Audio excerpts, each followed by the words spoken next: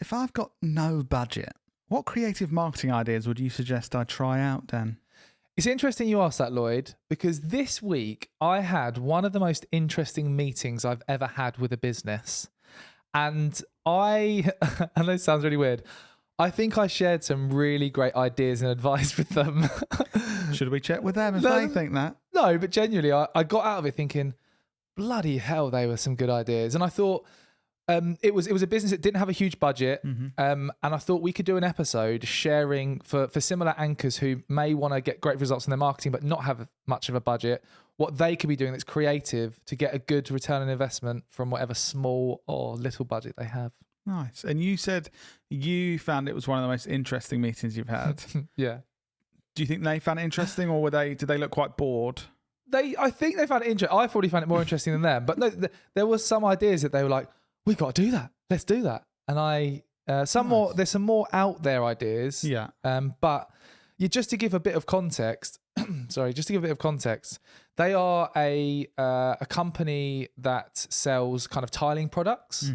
And when I asked them what was their big differentiator, because there's like Tops Tiles, Tile Giant, that kind of thing. All these big tile boys. Yeah, so it's like, as a new business, how on earth do you compete with those?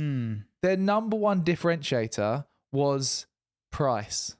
Okay. Like they showed me various examples of like for like product, what they could do and what they could sell them for like 30 to 60% less than these big players were selling product for, because they've got much higher costs and things. Yeah. And I guess those like Tile Giant and Tops Tile, the ones that you might have heard of or you might find like on a retail park in your local area or whatever, because they know they're the only big tile place in your area, they're going to probably charge quite a lot because they're going to get the business. Yeah. A lot of people won't shop around. They just go, oh, there's that tile place. Yeah. And it made me, like, speaking to them, when they're like, yeah, we're like 30 for like products than the world's leading brands, we're like 30 to 60% less. It really got me thinking creatively, like, okay, so once we get people through the door, that's the challenge, like reaching enough people in a very cost-effective way to get them through the door. And I think even if you're listening to this and your differentiator isn't price, because for most businesses, that's not their differentiator, some of the ideas that we're going to share in this episode are really creative and can help you communicate whatever you want to communicate in terms of what your differentiator is. Yeah. I think for most businesses, they got the same kind of things that they need to achieve as this business that Dan was talking to, especially businesses that don't have much of a marketing budget. Like, they've got to get the attention of a group of people. Yeah. They've got to convince them to go somewhere, whether that's online or offline, convince them to take some kind of action. And then if they do buy something, then you've got the third thing is, how do I get this person to spend more with us and buy stuff regularly from us? It's like those three things. Most businesses are trying to achieve very similar things. Attention, get them to take some kind of action. How can we get them to take that action more times in the future? Yeah. And in line with that, my kind of top level advice for them was try lots of different things in a small way to see what gets some return, and then scale up the things that are working and scale down the things that aren't. And that sounds incredibly basic, but I think I've mentioned this on a few podcasts before. Lots of marketers try and overcomplicate everything. Yeah. Like, try and think of these very complex ways of doing things. Really, if you think of what it's all about, it's what you've just said. Yeah. Those 3 points. You can use as much marketing jargon, like business terminology, as you want, but you just need to get someone's attention and get them to do something. And then once you've done that, can I get them to do it more? Yeah, exactly. Can I just share one of my favorite ideas I gave them? I know we're jumping ahead of it, so I call this the Bruce Willis Die Hard sandwich board approach. Okay. So they said to me when I met them, like, we can't believe it. We need to get more people through the door because we can sell like for like products 30 to 60% less. So we need to get tradespeople hearing about us so that they can come to us, and they'll realize they're going to save loads of money for exactly the same product. So I was like, right, with minimal budget, what could they do creatively to get in front of tradespeople to basically shout at them and say, by the way, you're buying this for 36% more expensive than you could. So I don't know if you've seen the Die Hard film with Bruce Willis. Do you know what? People are probably going to slate me, but I don't actually know if I have. Oh, okay. Sorry. Sorry. I'm not gonna. Taylor's offended behind the camera. Mm-hmm. I'm not going to exactly explain what the sign said because it's very rude. But basically, in the film, Bruce Willis has like a sandwich board on him that says something very rude, and it attracts a lot of attention. Mm-hmm. That's as far as I'm going to go with that. People who've seen the film will know what it said and what it is. But my idea to this tiling company was was a two-pronged approach. One, get someone to stand outside Tile Giant and Tops Tiles with a big sandwich board, something like witty or creative on it that basically says, you're buying this for 36% more expensive, go round the corner to this address and we'll get it for cheaper. But it needs to be like more witty and creative. Something like Thursday, the dating app. Have you seen some of the things they do in London? Yeah. They have like a really they took like a camel into London, which was questionable in terms of animal cruelty. Mm-hmm. But it had a sign like, oh, it's hump day. Right. Download our dating app. Like, it needs to be Yeah. witty and creative. Yeah, and abuse animals. No, I know that. I gave that example, but we don't have to do that. for legal reasons, don't get Okay. animals in London. Okay. And we don't have to do that. No, you don't. And the second prong to that two-pronged approach was have a PR strategy. So contact, like, it needs to be crazy enough. Like, you need to get someone dressed up in something weird outside Tops Tiles so that whenever tradespeople go there, they're looking at it and thinking, oh, I should try this place out. Yeah. So that was my weird kind of, all you need is the cost for a sandwich board. Yeah. Or is it called a sandwich board? Like a big bit of cardboard or whatever. Yeah. To write something witty on it and with a call to action about how you're cheaper, and to contact local news outlets and tell them that that's what you're going to be doing, that they should do a story on it. Yeah. Well, one of my ideas links to that, the kind of trying to get stories written about it, Go that on. kind of thing. I think local PR for these sort of businesses is a really good idea. I think what people don't realise, if they haven't done kind of work with PR before. What is PR, Lloyd? PR. So, press release. Should I say more words? No, just I guess. So for people who don't have a clue, it's like it's to do with basically it's getting people writing, like press writing articles or blogs about something you want them to write about, basically. And it's the kind of tactics and strategies of how can I get the local newspaper to write about actually my give business? a shit, and How can I get this specific blog to write about my product? Because I sell cameras and this is this camera blog. And so basically reaching loads of people in a specific audience through these stories. And I think small businesses could really get a lot of benefit from this. And I think a lot of them think, well, there's nothing, I haven't got a good news story about me, but I really think you have. So I would suggest for the business you're talking about, Dan, get in a room for half a day and just be brainstorming, creating stories around their business. with What's sandwich the boards. story? With sandwich boards. Not with sandwich boards, Okay. but they could do sandwich boards if you want. But so, for example, obviously I didn't have time to put a huge amount. I didn't spend half a day, but the story could be local tiling supplier gives free pizza to every customer. Right? I mean, that's kind of hooky. I think that's a story that the local news will probably write about. Wouldn't be on national TV. Right? It wouldn't be on national TV, no. Wouldn't be on that. But this news. business is looking for local, so that you're going to get your local newspapers going, they're giving free pizzas every right? Yeah. And like in that. reality, what you need to do is you just need to have some kind of offer behind it of if you spend 100 quid on tiles, you get a £5 Just Eat voucher. And just make sure there's a pizza for less than £5 somewhere. You see what I mean? Like, work out what the story is and then work out, okay, how much will this cost us to actually make this happen? Or the thing is, like, on the last Friday of every month, you have loads of pizzas, and if people come in, then they get pizza. Do you know what I mean? Like, slowly going downhill. actually- The offer. There's a pizza shop 10 miles away that will chuck a quid in your face, and you But can that's go what I and mean. get Like, you've got to get creative with the story, and actually, it's very easy then to do whatever you need to. Another idea could be, and this again, I'm not saying it's gonna get in the Sunday Times or whatever. Are you ready for this read. breaking news, guys? Ready? Planet Tiling Supplier helping plumbers make more money.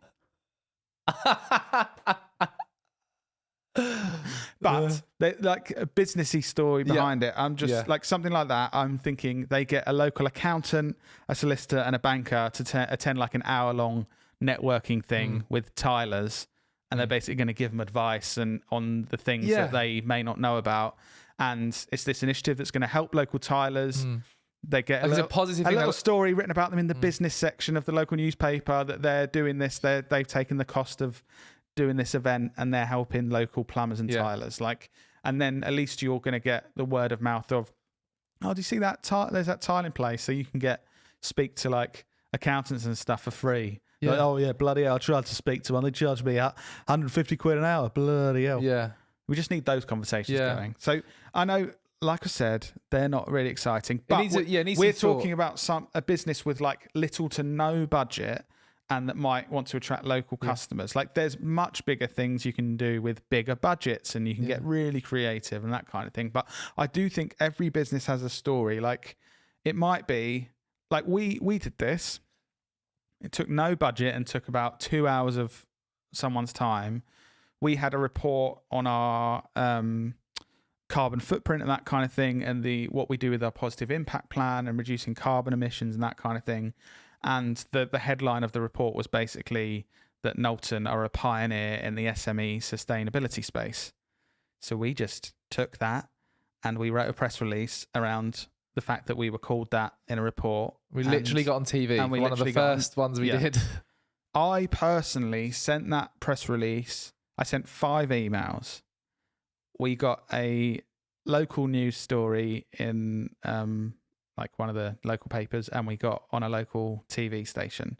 Yeah. So if you think that took 2 hours of me writing a press release and then sending it 5 times, probably less than 2 hours. That sounds like a very unproductive. Yeah. But every business does have a story if you think creatively. Yeah, I love that.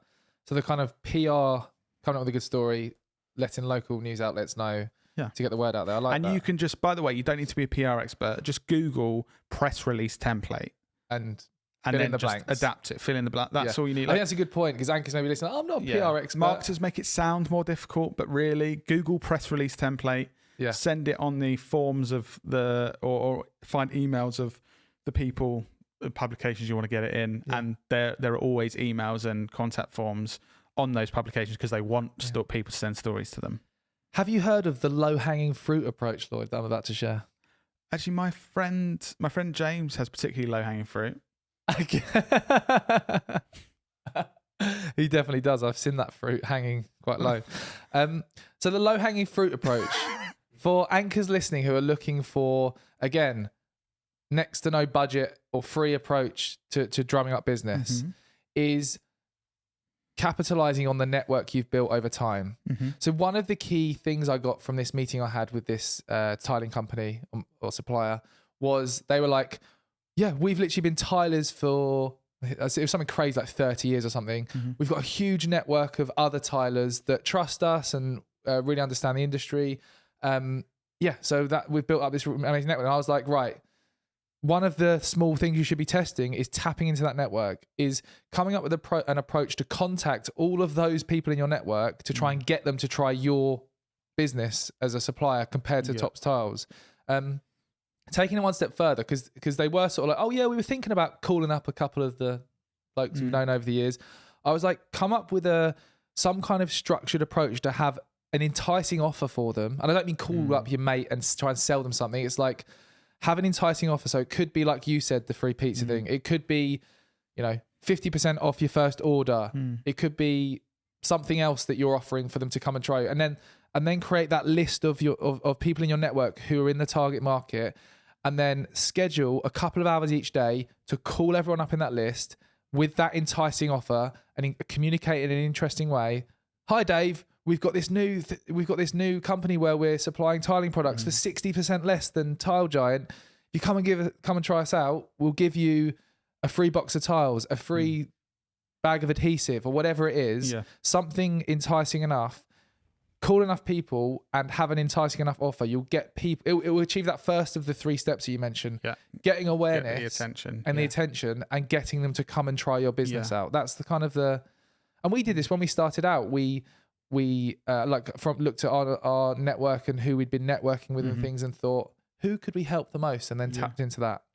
You talking about an enticing offer makes me think of something with my next idea for marketing with little to no budget. This isn't no budget; it's a little budget, and I actually think this is something that small businesses often waste a lot of money on.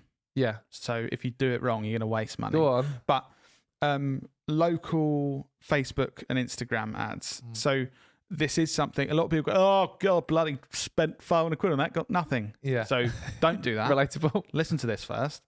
You really need to make sure you're communicating something that your customers actually are going to give a shit about.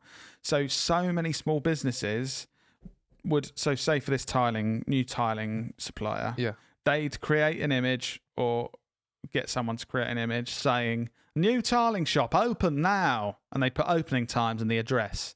And then they'd go, well, we need to get the word out. Yeah. Put 250 quid behind that. And they boost the post on Facebook. So it's going to 95% of people who will never buy tiles. And also, even people who buy tiles do not give a shit. As an image saying, congrats, we've got a tile shop. You expect people to go, oh, well done, mate. Great. Can I come? It's like, no. Scroll straight past that. No one gives a shit about that. So I would say if you've heard before people say, oh, no, waste of time, Facebook ads, Instagram ads, they never work. Mostly it's because people are doing stuff like that and that genuinely won't work. But make sure you have something that people actually give a shit about. Such a good point. So I would personally do this with organic social media. I would be creating Facebook and Instagram posts. And you'll probably put 7 or 8 posts out there. You'll get a like from your mum and your mate. And that's a sign at the moment. No one really gives a shit about that. Yeah. Sorry. And then you'll get one where you say, oh, we've... on Fridays, we're cooking burgers outside the shop. I love your food-related ideas. There's a bit of a thing like here. a restaurant, a tiling restaurant. Yeah, tiling restaurant. But it could be anything. But pizza. I'm just saying there's going to be a pattern. So on social media, you go, it's bloody burgers and tiles afternoon again.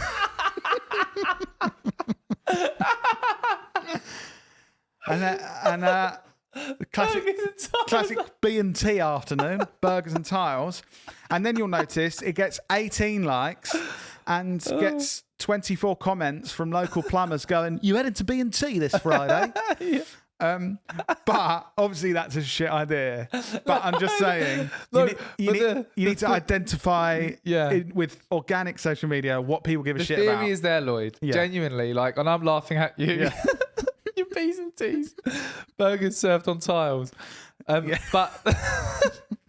you've hit the nail on the head. There is definitely a good lesson to learn from this. The point of not just running an ad that's like, we've got a tiling shop. It's like thinking, what do tilers who go to stores like Top Tiles to buy tiles, what do they give a shit about? Is it customer service? Is it price? Is it burger?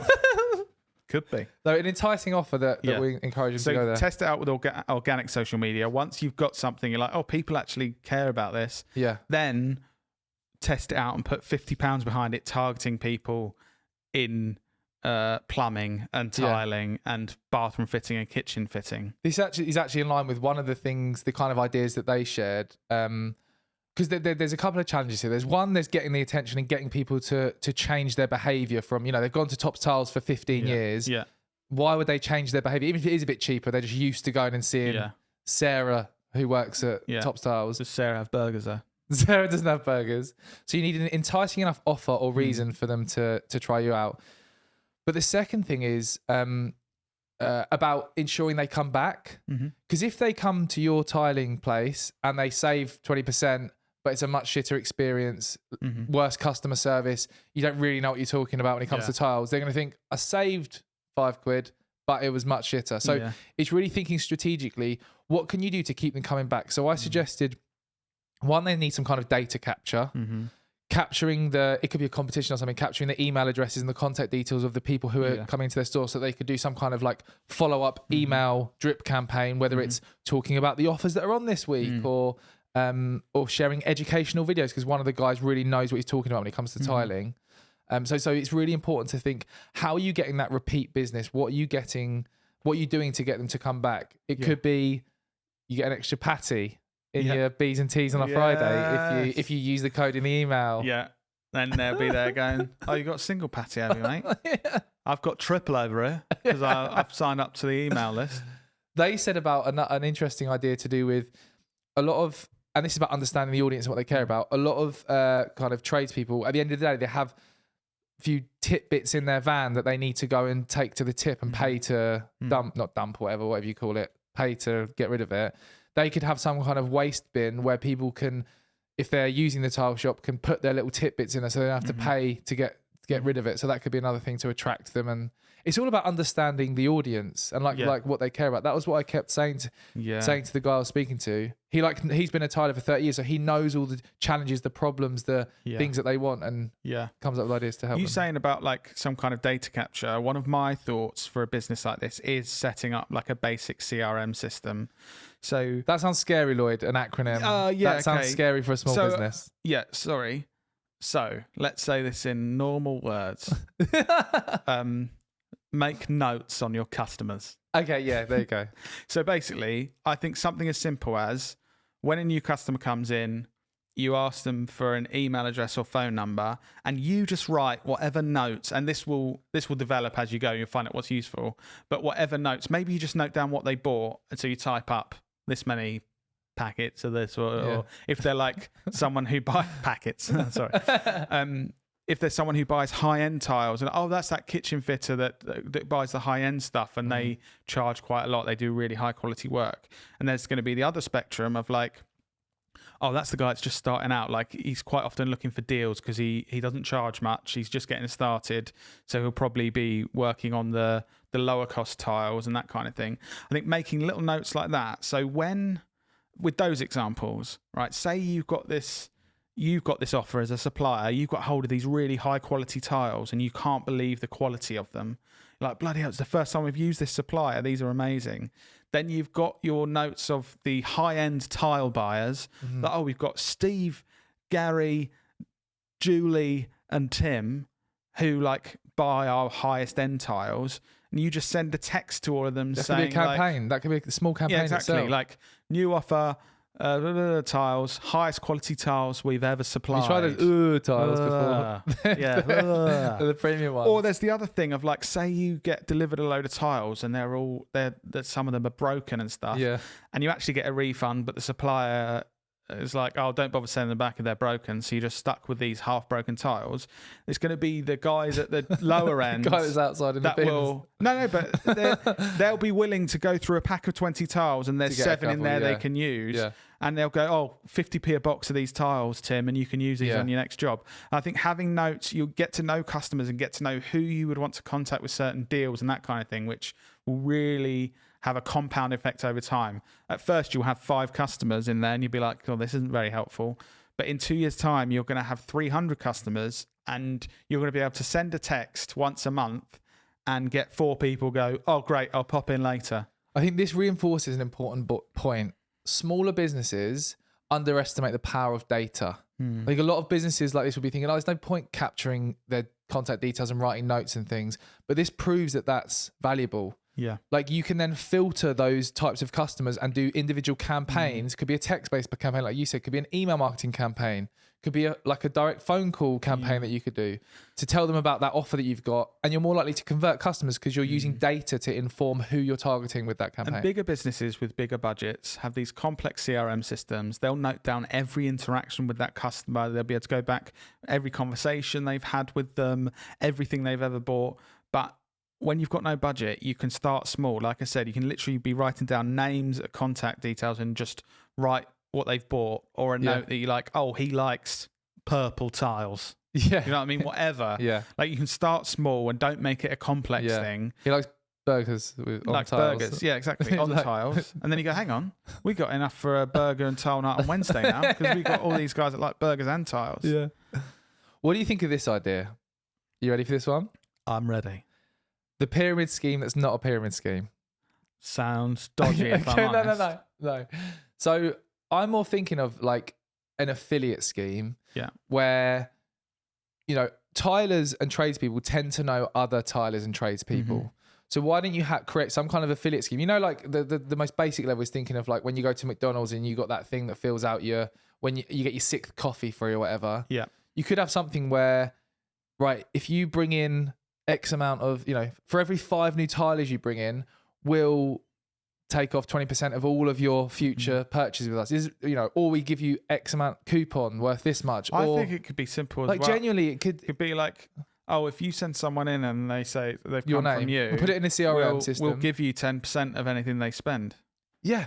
So you can next make time money you come from in, it'd be like, recommending. oh, you've got £35 credit because you introduced that Stevie. He spent 350 quid on tiles. And if you think by introducing one person over a period of years, you'll save a load of money. But if you introduce even more people than that, yeah, it's working out the lifetime value of these customers, because sometimes smaller businesses with no budget are reluctant to do these kind of things because they think, what, give away 10% of a new order? But the reality is they're going to spend X amount over the 10 years that they're going to shop with you, and it's 100% going to be worth that 10% discount that you're giving to whoever referred them. It's just thinking creatively, isn't it? It does make you think creatively when you haven't just got money to throw at something. You do start to think outside the box. Yeah. Is there any more ideas that you've got? Burgers, really? Yeah, I mean, you've kind of milked that one a bit. Yeah. Yeah. Milkshakes. Yeah. One other thing, I just think for this in particular, thinking about like where your customers are and where you can have conversations and get their attention for something like this, like the local networking events that do like breakfasts and there's like 20 people in a room. There is always like a plumber, a tiler, a kitchen fitter, someone like that in there. And I just think you can be guest at these groups for free for the first time. Yeah. If I was starting a business like that, I'd be like, I'm going to find the 12 networking meetings in this area. I'm going to go to everyone once as a guest. 20 people each time. Yeah. I'm going to have, my sole thing is find that kitchen fitter or that plumber, just make sure I at least have a conversation with them. And I've got this enticing offer that I know if he doesn't remember anything about me, I can at least say, oh, there's offer. If you want for your next job, 25% off your first purchase, or, whatever the offer is, burgers on your tiles. And, do that for 6 weeks and you end up meeting 15, 20 kitchen fitters or plumbers. I think it's just those tactics of it's building up all these different things. You're just going to get a handful more customers over the next few months, and that's going to start building your customer base. Yeah. I've got one final one. There's a really amazing guy on LinkedIn called Chris Walker. This is I'm a new fanboy of him. He talks a lot about sales, especially in B2B. So this is more focused on sort of B2B businesses. Yeah. But especially in the current climate, lots of people are looking to attract new customers. But he did a video the other day talking about the importance of re-engaging your current sales pipeline. Yeah. And this is for probably people that are a bit further along or more advanced that may have a CRM system, already logged a lot of opportunities and customers that have come to them that they maybe haven't worked with. Rather than trying to attract loads of new customers, it won't cost you anything to look at the data you currently have from previous opportunities that you've pitched that maybe didn't work out, and actually get back in touch with them, maybe with a new kind of offer or a new opportunity or some way that you can add value for them. Rather than trying to fill up your sales pipeline with loads more opportunities, look at what you've already got there. Because they've already shown a sign of interest. They're probably further along their customer journey, had more intent to buy with you. You're not trying to convince them as much. They were convinced in a kind of way before. Also, with re-engaging people that you've already had some kind of relationship with previously, most businesses develop over time. So you might sell a wider range of products. You might have different services that you now offer. And if perhaps maybe they've been a customer, or maybe they were just talking about being a customer last year, with your wider range of products or with your different services or with your higher level of service because you've developed as a business, it might actually now be the time that they would do business with you. Yeah. So it's like, oh, by the way, Tim, when we spoke to you last time, we didn't do this. We now do this, and here's some details. And it's like, oh, right, God, if you did that last year, we'd work with you last year. But let's have a chat. Yeah. So I think it is, if you're developing a growing business or you're improving things, then it does highlight opportunities where you can re-engage people with some better stuff for them. There is a lot of good ideas that anchors can hopefully try from this episode. Some more weird than others. And if you want to sell tiles, you've hit the jackpot, haven't you, today? Yeah, exactly. But if you don't sell tiles, just re-listen to this, and every time you hear tile, just put your product or service in that gap. Yeah, exactly. Nice. Graphic design and burgers. See, it works for anything. Oh, lovely. Well, yeah. Thanks everyone for listening. Remember, please do leave us a review if you found this interesting. It really helps the podcast reach more people, and it makes you a better person. So, I heard that. There's been a few people I've met, and I thought they are amazing people. And then later I found out they've left a review. they left a review. I was like, oh, that and the makes ones sense. that didn't are usually not very nice. Yeah. Yeah. So, Okay. yeah. We will see you in your ears next week.